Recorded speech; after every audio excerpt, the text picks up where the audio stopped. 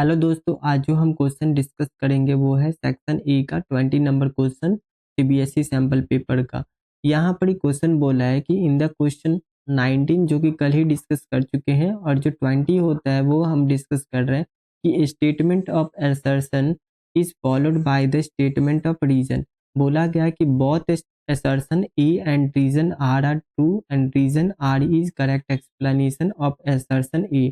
बोला गया है कि अगर assertion और रीजन दोनों अगर सही है तो यहाँ पर बोला है कि रीजन उसका करेक्ट एक्सप्लेनेशन करता है तो वो ऑप्शन ए हो जाएगा।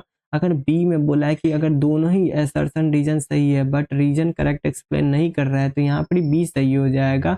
और सी बोला है कि assertion जो होता है ट्रू है बट रीजन जो होता है ना फॉल्स है। फिर डी बोला है कि assertion ए जो होता है बट फॉल्स है बट रीजन जो होता है ट्रू है।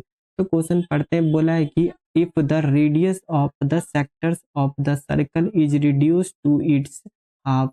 बोला है कि अगर रेडियस को जो होता है ना हाफ कर दिया जाता है 8 डाइस, तो बोला है और एंगल को डबल कर दिया जाता है, थीटा को जो होता है 2 थीटा कर दिया जाता है, तो बोला है कि पैरामीटर में कोई चेंजेस नहीं होगा, मतलब पैरामीटर सेम ही रहेगा। तो एक बार देख लेते हैं कि क्या ये सही बोला है कि नहीं। तो आप लोग को पैरामीटर ऑफ अगर बात करें, आप लोग को ये पता होगा कि पैरामीटर ऑफ सेक्टर्स क्या होता है। तो पैरामीटर ऑफ सेक्टर्स जो होता है,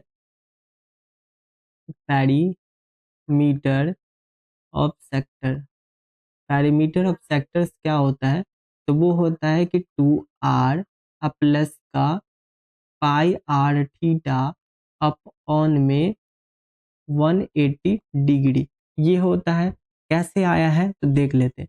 यहाँ पर क्या होता है कि कोई भी सेक्टर्स का अगर फार्मूला निकालना होता है, तो जैसे कि ये एक सेक्टर्स है तो यहाँ पर ये ओ जो होता है वो सेंटर होगा, ये आर रेडियस है, ये आर रेडियस है।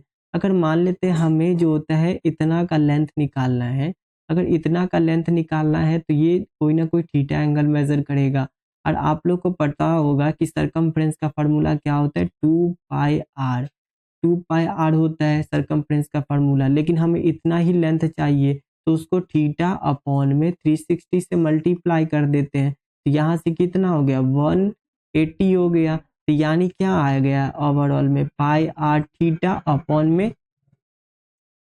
180। ये तो इतना पोर्शन का आ गया ना, इतना पोर्शन का। हमें ये भी चाहिए और ये भी चाहिए, तो आर प्लस आर कितना हो गया 2r हो गया। तो ये 2r जो होता है हमारा क्या हो गया, पैरीमीटर ऑफ सेक्टर्स।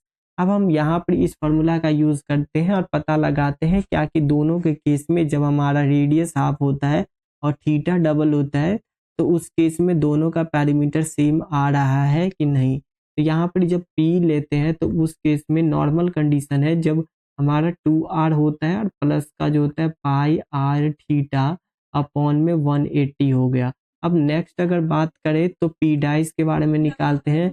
जब हमारा रेडियस जो होता है ना हाफ हो जाता है, रेडियस हाफ हो गया और हमारा थीटा जो होता है कितना हो गया, तो वो डबल हो गया, यानी theta dash equals to 2 theta. तब इस केस में क्या हो जाएगा, 2 इंटू रेडियस हो जाता है 1 अपॉन में 2r प्लस का ये पाई और आर कितना दिया हुआ है हाफ आर हो जाएगा, आर डाइस यहाँ पर आएगा। और इनटू में थीटा कितना हो गया, डबल हो गया, तो 2 थीटा अपॉन में 180 हो जाएगा। यहाँ से ये 2 से ये 2 कैंसिल हो जाएगा, ये 2 से ये 2 कैंसिल हो गया, तो पी डाइस का वैल्यू आर प्लस का पाई आर थीटा अपॉन में 180 डिग्री आ गया।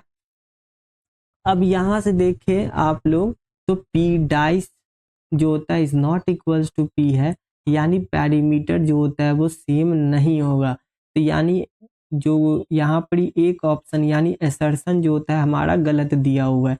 रीजन बोला है कि length of the arc subtend an angle theta at the centre, the radius R जो होता है, तो बोला है कि लेंथ इतना होगा, तो ये तो करेक्ट है, यानी रीजन हमारा करेक्ट है बट असर्शन जो होता है गलत है। तो कौन सा ऑप्शन सही हो जाएगा, तो हमारा डी जो होता है ऑप्शन सही हो जाएगा।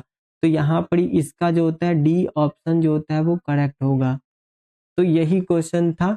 यहाँ से हमारा जो सेक्शन ए होता है वो कंप्लीट हो जाता है और सेक्शन बी जो होता है वो हम नेक्स्ट वीडियो में बात करेंगे। Thank you.